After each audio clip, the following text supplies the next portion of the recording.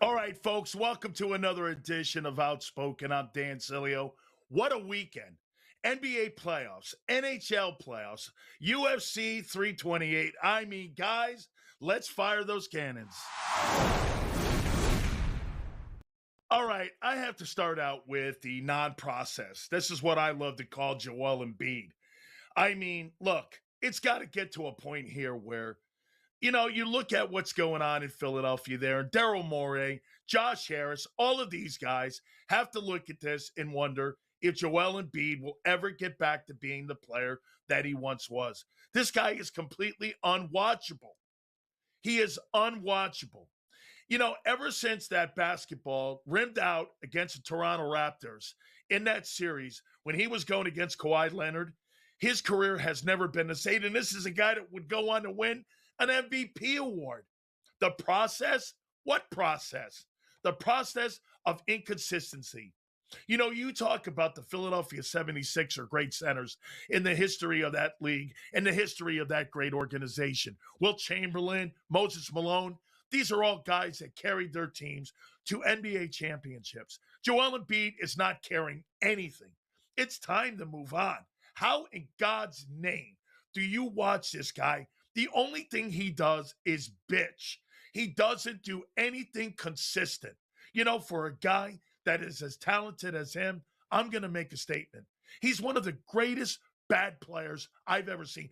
At the end of the day, you have to go back and do this. I mean, he's a glorified Greg Oden. I mean, every single time you think when you saw him dominate the Boston Celtics in Game 6, you were like, holy cow. Is he going to carry this team to the Eastern Conference Finals? No way. He doesn't play. He dominates, doesn't show, and he just absolutely limbers around and labors around basically the court for the 76ers. How in God's name do you build a team around a guy who you can't count on? They had Ben Simmons back in the day, and the Philadelphia fans killed this guy.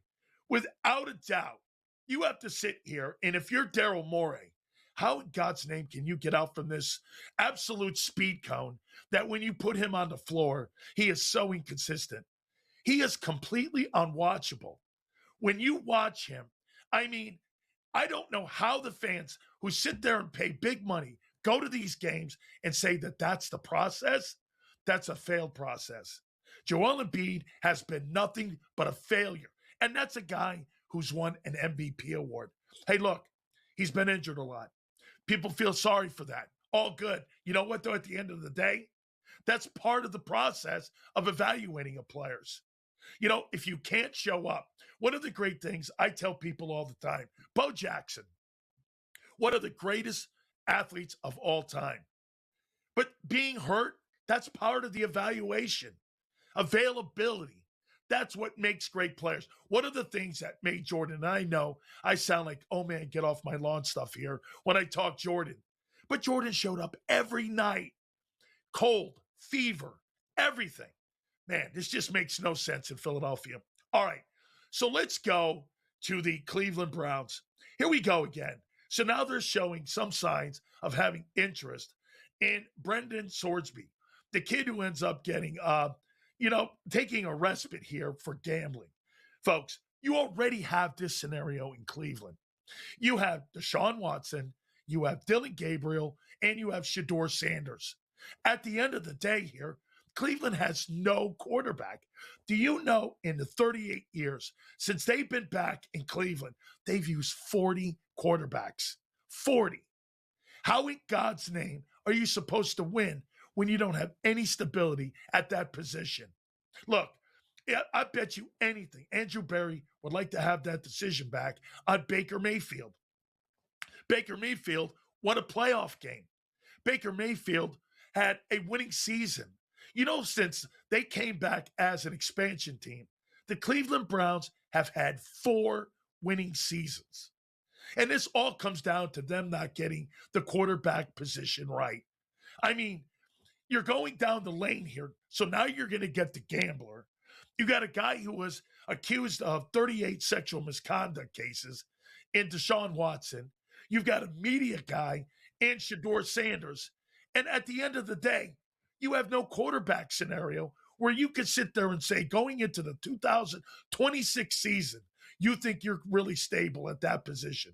How in God's name was Todd Monken supposed to pick from that collection of misfit toys? This is what the Cleveland Browns have right now. This is an island of misfit toys. And if you don't have that position down and you don't have that thing solidified, you have no shot in hell at ever winning in the National Football League. That just doesn't happen. If you can't get that quarterback spot right, this is why the Browns are the Browns. And Jimmy Haslam will go down as one of the worst owners in pro football history. All right. The passing of Ted Turner. What can you say about this Maverick? Unbelievable. Owner of the Atlanta Hawks, owner of the Atlanta Braves, the startup of CNN, the Cartoon Network, owning Turner's movies, all of that. This guy was a maverick. He started the first superstation with TBS. Then a second one would start in Chicago. That would be WGN. This guy created cable television. When I was a kid, you had the major networks and you had to have your parents get the clothes hanger, put it on the back of the TV and move it around so you could get the old UHF channels. This guy created cable. This guy created all things that we see today, especially CNN. Now, I had a relationship with Ted Turner. I actually worked for him. He owned WCW and he loved wrestling. And I got a chance to go to Peachtree where they held the offices there with Turner.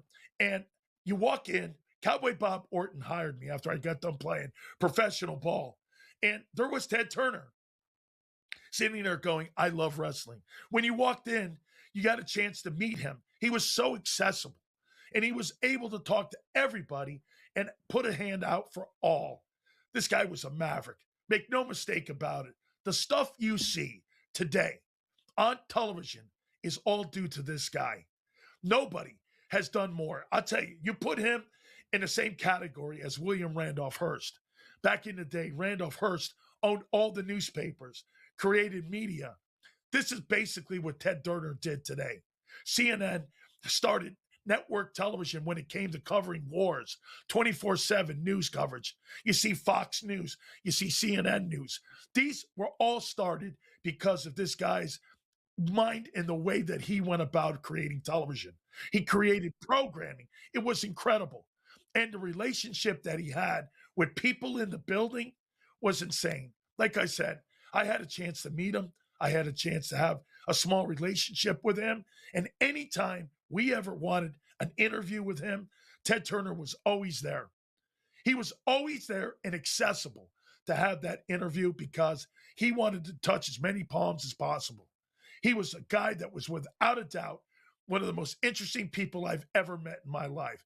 Massive wrestling fan. Ric Flair talks about him all the time on what kind of relationship he had with all the wrestlers. I was very early into the business, and Turner brought me into his office, and it was insane. There I am with Cowboy Bob Orton and everyone talking wrestling with Ted Turner. Rest in peace, my friend. All right, my great friends at Morgan & Morgan, the #1 injury law firm in all of America for a reason. You know what that is? It's because they win. Make no mistake about it. Family owned, family run. I tell you about the family in Pennsylvania was offered $650K. They got nearly $30 million in settlement. Or the family in Florida that was offered $350K. They got nearly $12 million in settlement. Go to forthepeople.com/big sales or pound law 529. That's forthepeople.com/big sales or pound law 529. And do me a favor. You tell them Big Sales sent you. All right. NBA playoffs have been great. Also, WNBA starting out. The WNBA, for the first time, is now making money. Okay? We're going to talk to our friend, Coach James Young, next. NBA, WNBA. We'll do that here. Keep it right here on Sports Grid.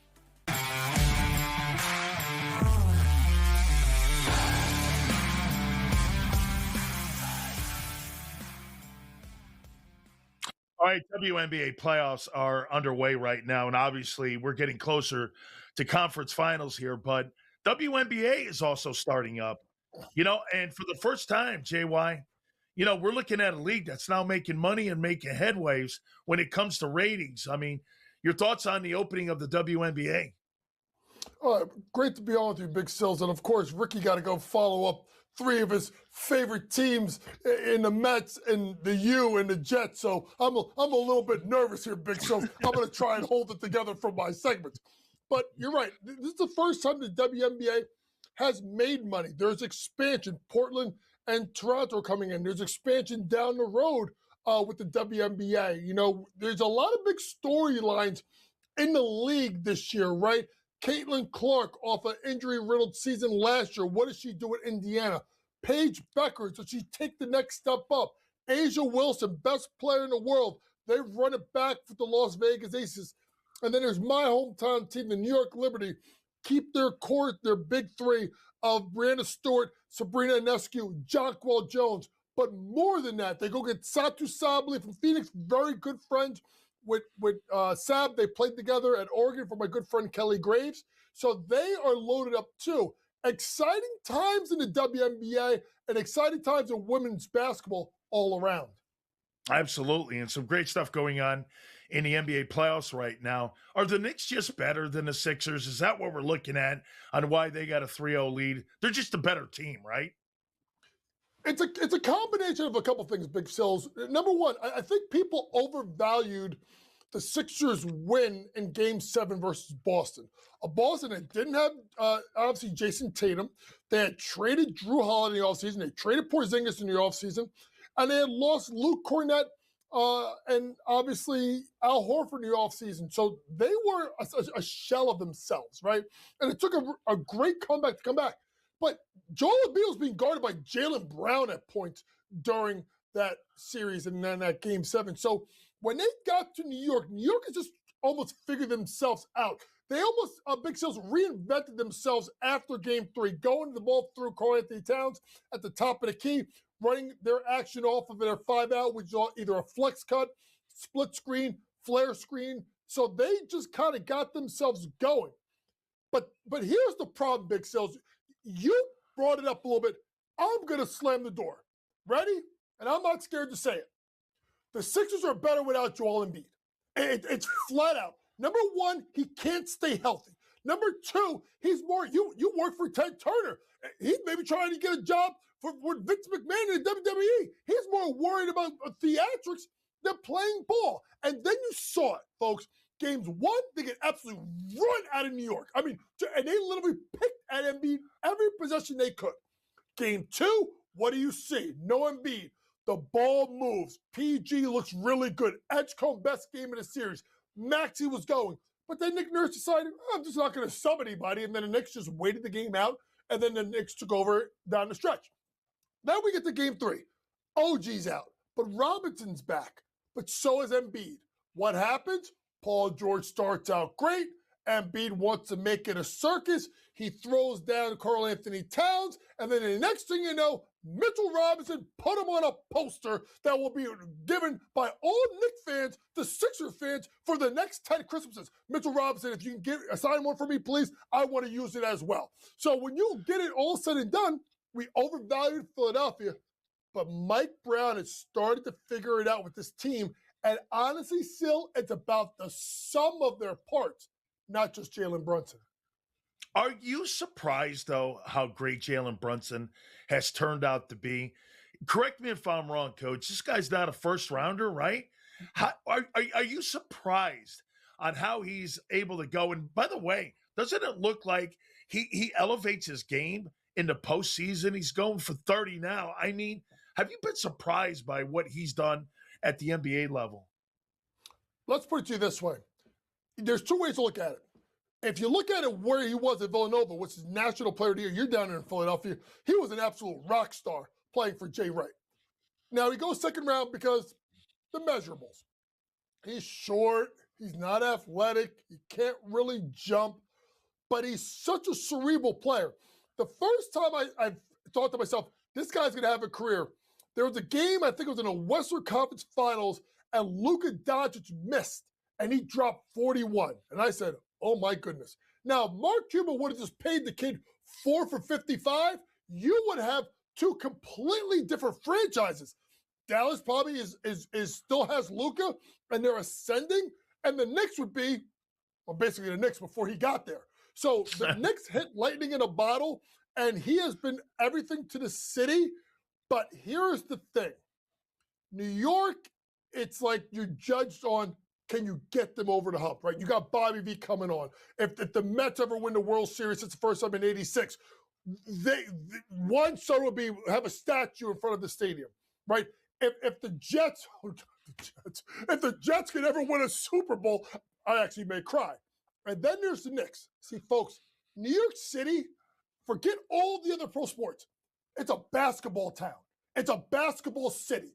And every other team, league is divided, right? You have the Jets and the Giants divide the city, right? You have the Mets and the Yankees divide the city. I mean, I don't think Brooklyn cares about the Nets. So if the Knicks win, folks, if the Knicks win, if you live in New York City, run for cover because it's going to be bad. Absolutely, man. I mean, the last time the Knicks were good, Red Holtzman was the coach. And one of the great things, every time I see him on the side there, I see Walt Frazier. You become a superstar if you end up delivering an NBA championship in that town there. Hey, Spurs taking control of that series against the T-Wolves, no? Yeah, I mean, listen, they got this 7'5" guy, Wembanyama. Yeah, he's a problem. And he completely neutralizes you in his defense because Big Sills, he's got like 19 blocks in 3 games. You're so worried about him blocking shots that it turns them off. But it's more than Wemby, right? It's Fox, it's Vassell, it's Johnson, it's Champagnie, right? It's Dylan Harper.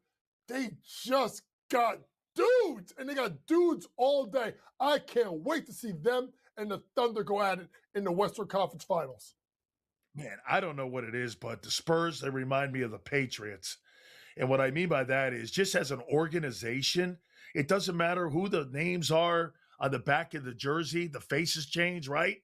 There they are again. I mean, Patriots were just in the Super Bowl, and now we're looking at Wemby, 39-15-5. We'll talk more with Coach James Young. JY next, right here on Sports Grid.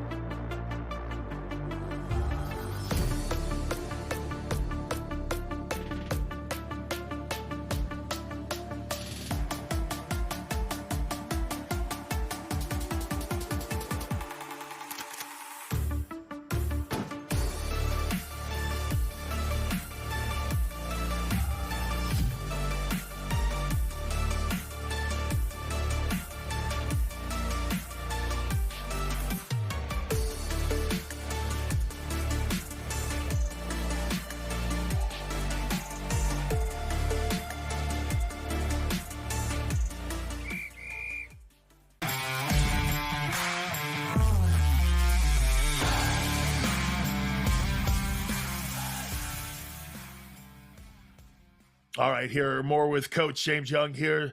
JY, I want to go back to Embiid a little bit here. Am I looking at a combination between, say, an Olajuwon and maybe somebody like a Tim Duncan, but he's 7'4"?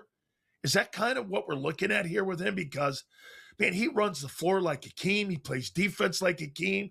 This guy's got shots. He might be the best plus 7'2" guy we've ever seen. And again, Kareem's the best big man we've ever seen, in my opinion. But where's he becoming, and where's his place now? You know, when you look at Wemby, Big Sills, you remember the movie Weird Science, right? Yes. And they do like it's like he's a scientific experiment that you hit the jackpot, right? He can block shots like Russell. He's got post moves like Hakeem. He can handle it like magic. And he's got a smile that can light up a room. And then he kicks your you-know-what from pillar to post. And the kid is like 20, 21. I remember being on SportsRed a couple of years ago and thinking about, like, as LeBron and Steph and Durant and all these guys were coming, starting to come towards the end of their career. And I said, this guy is going to be the name. He's going to be carry the torch of the league. Sills, I didn't expect this at 20. I didn't expect this now. I expected this 3-4 years down the line. You have to sit there and say to yourself, okay, SGA, Joker, Giannis, Luka, Wemby. Like, this guy's a top 5 player in the world right now. And he's 5, 6, 7, 10 years younger than these guys. So to see what he's going to do is amazing. And you're right. They're like the Patriots. You know why? Because you hate it when they win. It sucks. But they're consistent. And they do it time after time after time. Shout out to the Spurs. You go from David Robinson to Tim Duncan to Wembanyama. Like, that's like leveling up every time you go. That's right, man. It's like the Packers going from Favre to Aaron Rodgers to Jordan Love. It's kind of amazing as an organization. Have you been surprised where the Pistons are right now in the playoffs? I mean, have you been surprised? I've been listen, Big Sills, they were down 3-1 and almost lost to Orlando, right? That's and if right. Orlando didn't the bed, they would have been knocked out in 6 games. So I'm surprised how Orlando played in Game 6. I wasn't surprised. I told you last week, I said they're going to roll them in Game 7, and they did. And then you get to Cleveland. As impressed as I am with Detroit, this is Cleveland, okay? And this is, ready, Philly? This is James Harden, a guy that's too loose with the ball. Donovan Mitchell doesn't play enough defense. And I've always said for 2 years between Jared Allen and Evan Mobley, you got to trade one of them. You got to move one of them. It doesn't fit. And the thing that sucks about this is I pray that they don't put it on Kenny Atkinson. Because Kenny Atkinson, in my mind, is a hell of a coach. But that is a flawed roster. They needed to trade Garland or Mitchell. They traded Garland. Now they got to trade Mobley or Allen. Don't blame this on Kenny Atkinson. Blame it on the players. Is OKC's domination just too much for the Lakers right now, especially with not having some of their stars on the floor right now? It's just too much OKC right now, right? Big Sills, if you really think about this and just peel it back for a second, the Lakers have tried their approach of we're going to limit SGA, right? We're going to limit SGA. We're going to make him work. He's scoring, I think, about 20 points a game, which is far below his season average. But Big Sills, 7 out of the other 9 guys are shooting 50% from the floor. Like, do people understand that? Like, sometimes you cut the head off of the snake and then you try to just say, we're going to make other guys beat him. Well, Big Sills, all of them are beating him right now, and that's a problem. Lakers don't have the depth. They have to address that in the offseason. Rivers has got to be much better, and Denominating is doing nothing. So DeAndre Ayton's got to play much, much better. Maybe you'll get a steal a game at home, but Big Sills, it's almost like you're watching a car crash, a train wreck. Like, you see it coming, you can't get out of the way, and it's probably going to be a sweep by the Thunder. You know, coach, sometimes people stay too long in a place or stay too long and then they start to get villainized. Has LeBron James stayed too long? I mean, Jordan got out, came back. You know, he did that retirement, came back. In your opinion, 30 seconds. Has he stayed too long? Should he be retired a couple of years ago so that he keeps that resume? Maybe, but Big Sills, the way he's playing right now, we can't make that argument. What'll be interesting to That's see right. is does LeBron go back to LA or does he try and chase a ring somewhere else next year? Yeah, man. I mean, 26-7, like you said, and he's 41 years old and he's killing it. Absolutely awesome. Coach, thank you so much. We are going to talk with the legendary Bobby V. That's next, right here on Sports Break.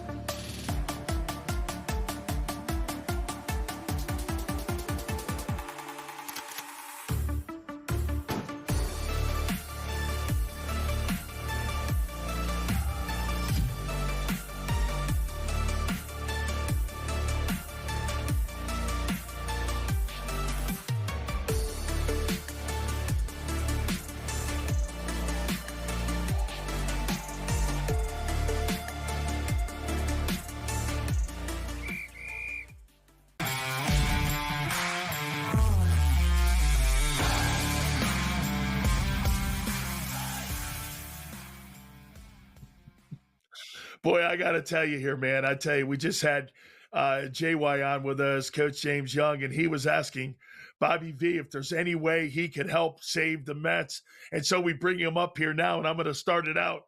Mets season right now, Bobby V. Can it be saved? Well, maybe by, the coach was so enthusiastic and he's such a good Met fan. I think he and I should get together, fly down onto that field and see what we could do to turn it around. The talent is probably a little less than you want it to be at this time, but, if they get it all together, yeah, I don't know. It's going to take a while. It's a great organization, and with good health, I think that they can match up with anyone. How about this here, Bobby, with David Stearns? And was there one issue, in your opinion, that you thought maybe they missed on, or maybe over evaluated on why they're in this position right now? Is there like, again, a moment where you think when they were constructing the roster where maybe they should have went in a different direction? I wasn't with every heartbeat of those decisions. It seemed like they wanted to get rid of the old and bring in the new, and it seems like David probably wants to build his team there, and that homegrown group that were there.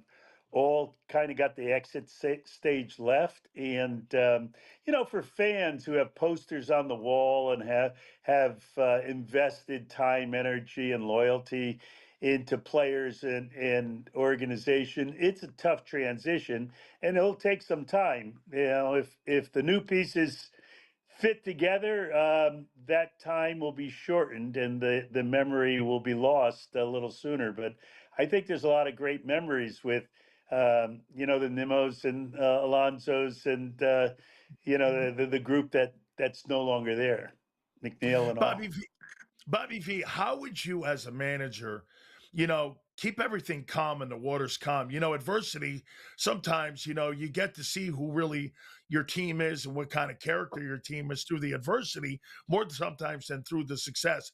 What would you be doing with the Mets right now and how you could keep the faith going? There's still a long season to go.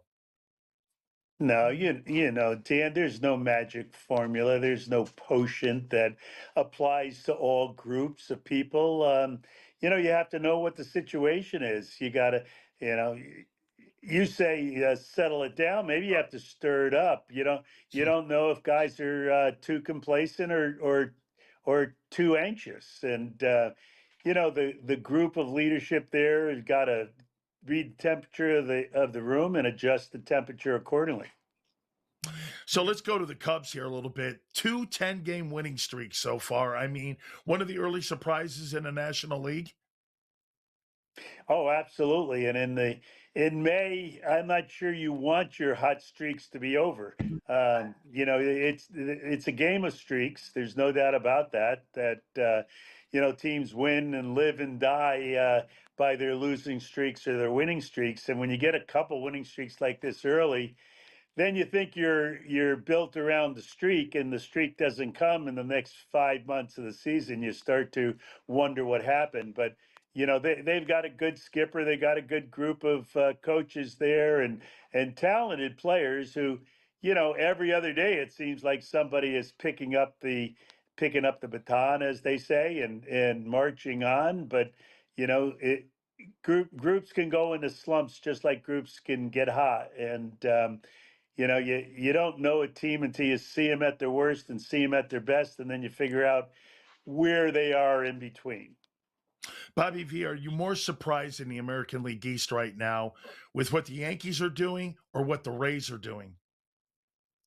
Oh, obviously the Rays, even though, when are we going to stop being surprised? They're a model organization. Somehow they get it, and whatever it is, they put out on the field every night, and they're tough to compete against. Now the Yankees, without a couple of their big arms, have had great pitching and good offense, and it looks like they have a chance of getting better as the season goes on. Yet what it looks like isn't what it always is. And, to root for the Yankees is an easy thing with the great players they have and the great tradition they have. And to root against them is an easy thing, too. And I root for them, actually, because I was a Yankee fan growing up. But they're going to have a couple tough road ahead, too. And, if they stay healthy and get healthier in that pitching staff, they'll have a chance to get into that playoff situation, and then let the big guns blast and get into the World Series. I think still against the Dodgers, and we'll see how that all works out. Bobby, I take this, and I always say, folks, to this in football, the first 4 games of the year, I call that, liar's month. You really don't know what you're getting in football with the first 4 because they don't play exhibition football any longer. Do you get that sense too when you're looking at your baseball team the first couple months of the baseball season? Because you really don't know what you have, maybe until post All-Star break. Is that a fair way to look at how you look at a ball team and how you look at a roster? I think the All-Star breaks a little deeper into the season now. I think, that first week in June, I think you should know who you are or have an idea, and also have an idea about the competition and the season and what you do during this season, and how you construct or destruct your team during that season depends not only on what you think your group can do, but what you think the competition's going to do. In the American League this year, doesn't seem like there's a lot of great competition. So you're going to see I think a lot of teams hanging around. You saw Cleveland already make a trade for Bailey today to boost their defense for sure. He's not hitting very well, but he will, and their offense. So I think you're going to see some American League teams maneuvering a lot more than those National League teams because right now everyone thinks they have a shot. What about the National League West right now? Padres, I'm a little shocked with their pitching staff on where they are right now. Are you shocked that they're hanging around with the Dodgers right now? Yes, especially considering that Tatis isn't being the all-star and a home run hitter that he has been. They need Tatis and Machado to be good, if not great, the entire season. Seattle, are you surprised that they're stumbling out of the gate? And Bobby, to your point, why do you think you're seeing, I don't know if it's parity or bad baseball right now in the American League? There's only like 2 or 3 teams right now above 500. What do you think that case is? And why do you think that is, them getting out to a slow start, especially on that side of the aisle? Expectation is sometimes the demon in the room. And, they had a really good team last year. And what you want to do is improve as years go on. And, they looked around and figured, how the heck are we going to improve? We had guys having their best seasons. We have good pitching, but is it great? And I think they're just doubting themselves a little right now. But they're a good team. They have players on the field who can produce day in and day out. And once they get into the swing of things and maybe get rid of the old expectation hangover from last year, they should be able to get it together. 30 seconds, Bobby. Are you more surprised or, when you look at Baltimore and the Red Sox, Baltimore made a lot of moves. They probably need another bat. Who are you more surprised with the slow start, Red Sox or Orioles? I'd have to think the Red Sox because, everyone thought, great, they won the winter and they're going to improve so much that they're going to run away with things. And that isn't the case right now. And they're almost in a rebuild. Absolutely. Bobby V, thank you so much, my friend. I appreciate you very much. All right, we're going to talk a little bit here. That is the legendary Bobby V, and we were going to talk with our friend Mario Cristobal, and we're going to talk to him about Hurricane football. That's next, right here on Outspoken. I know you didn't. Talk! I'm innocent. Got the wrong guy. It wasn't me. I didn't do anything. Okay, it was me. I did it. Bringing an owl to an interrogation? That's a power move. Every time. Yeah. Hiring America's largest injury law firm for your injury? That's also a power move. Morgan & Morgan, America's largest injury law firm.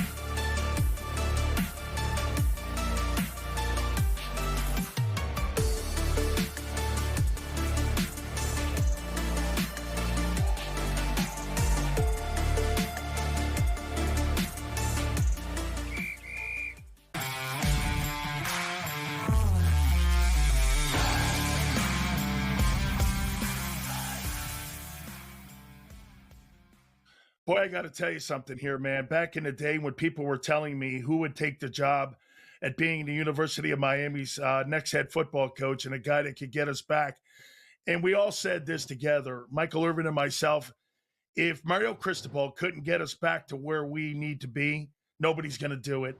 He joins us now here on the program. And, Coach, I know that, again, it's unfinished business for you, but congratulations on aiming the program in the right direction again.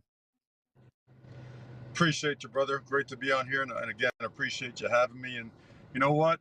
That positive anger is burning strong and clean, getting better every day. A lot of progress with the program, and hungry and more driven than ever before. So had a great spring. Looking forward to a great summer. Okay, talk about camp. I mean, you come off with unfinished business. What was the tone of the camp with your guys? And what, again, as you know, Mario, for us, Jimmy wanted us to take control of our football team. He wanted us to instill all the things on what we were about to become a champion. Did you see that growth with your football team coming off that national championship game? I did, and I still see more of it. I remember after, you guys won it, I remember Coach Johnson lining us up on the goal line saying, "You sons of bitches haven't won anything." And so we're going to run until we get.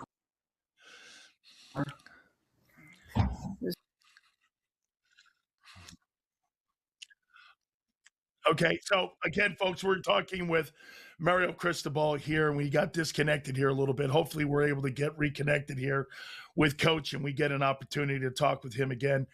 You know what? Again, one of the things that he was just saying was, without a doubt, was the fact that when we set the tone, we set the tone without a doubt with our camp. And it was Jimmy who set the tone for our camp. It was Jimmy who made sure that all the players knew exactly what we needed to accomplish when it came to us moving forward. We had just lost the national championship game in 1986. We came back the following year, and we would go on and win the national title. I mean, make no mistake, Coach, appreciate you coming back. Coach, do it again. Finish up there about camp and what you guys saw in camp.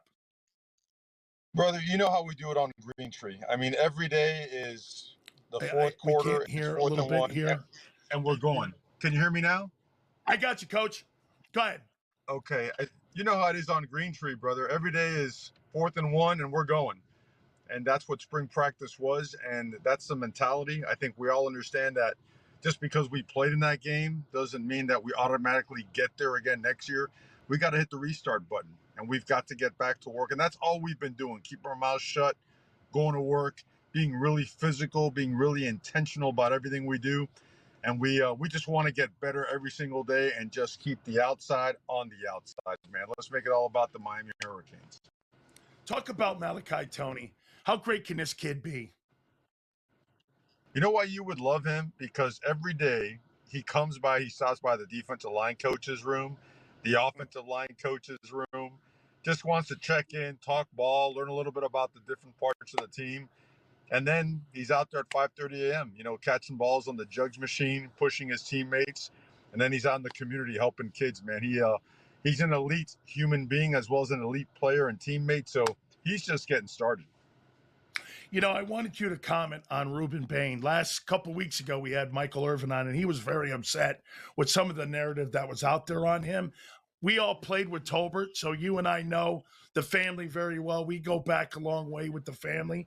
In your opinion, give me a profile of Ruben Bain and what you think he's going to bring to the Buccaneers.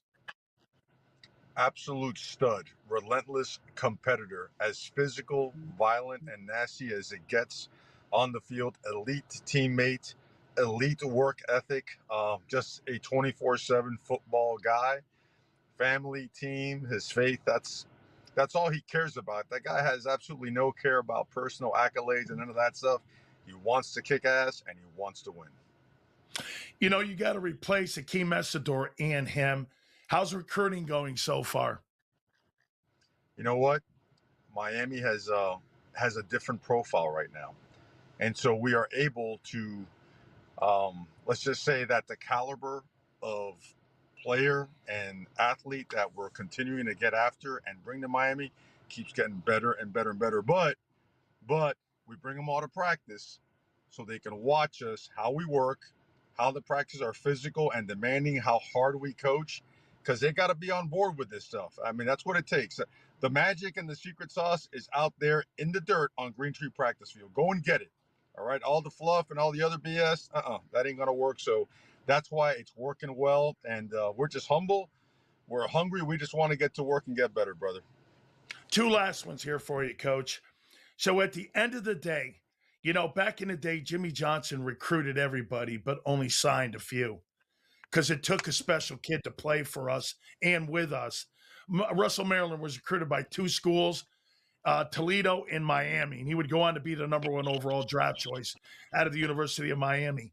I mean, Coach, is that the kind of guys you're looking for right now? You're looking for the old school Miami guy again. Yeah, you know what? And sometimes they come in the form of a 5, sometimes they come a no-star.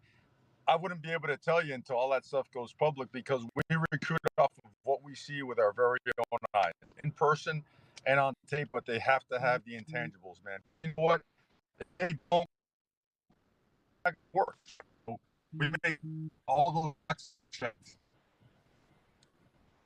Well, Coach, I'll tell you what, make no mistake about it. I appreciate you so much, Coach. Thank you again. Keep going on the recruiting trail, and let's do this here, right here. We're going to go like this. Miami here, man. Coach, thanks so much for doing this. I appreciate you. Thank you, brother. Have a great one. Go Canes, man. Got it, man. That's my man there. Mario Cristobal there. We so appreciate him doing this here for us, man. Absolutely. And by the way, November 7th versus those dudes there in South Bend. I can't wait. Notre Dame, Miami. I get asked this question all the time.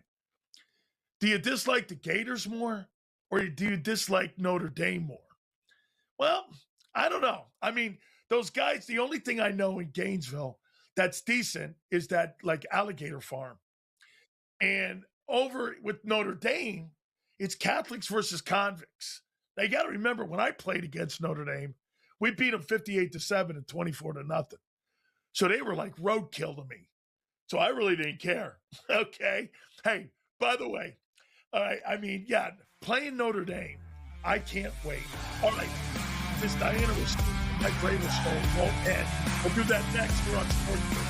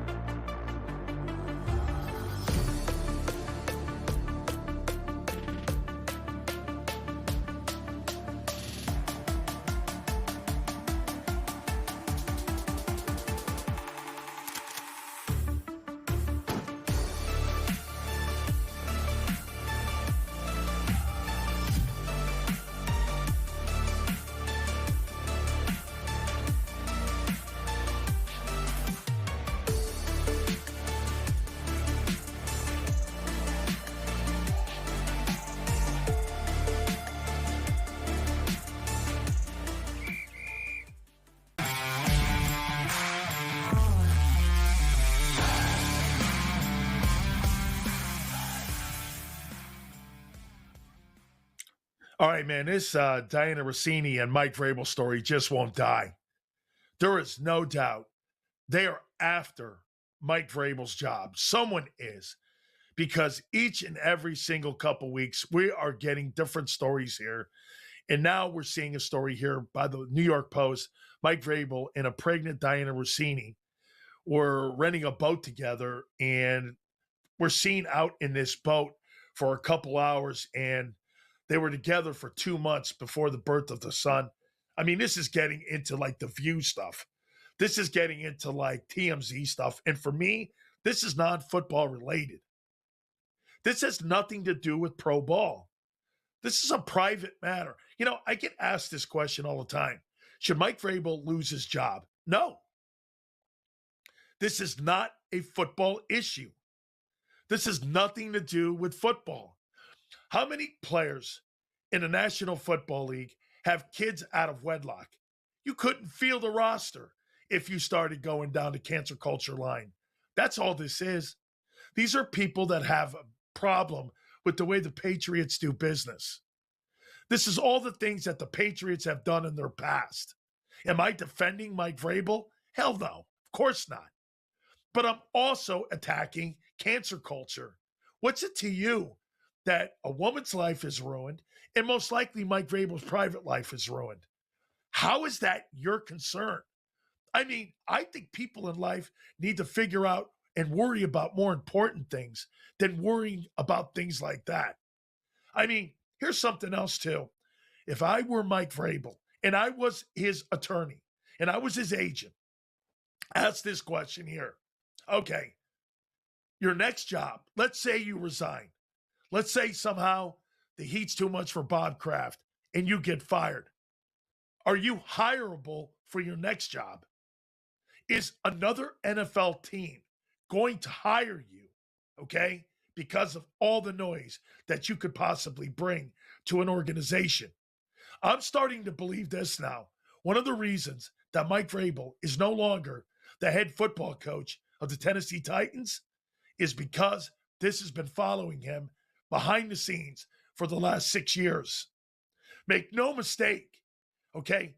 This isn't just a storyline of a guy cheating on his wife. This is a relationship that has gone on with a senior writer in the National Football League for the last 6-7 years. Now, if you stay too long, can you get hired again? Is the next organization going to go, hey, I'm not going to concern myself. He's a great coach.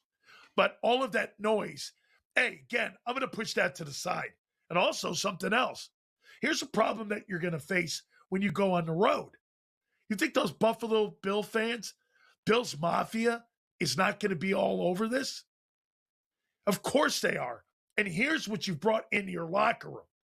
Okay, so when you're a player and you got meathead media people doing this, has it been a distraction this year, Mike Vrabel's marital issues?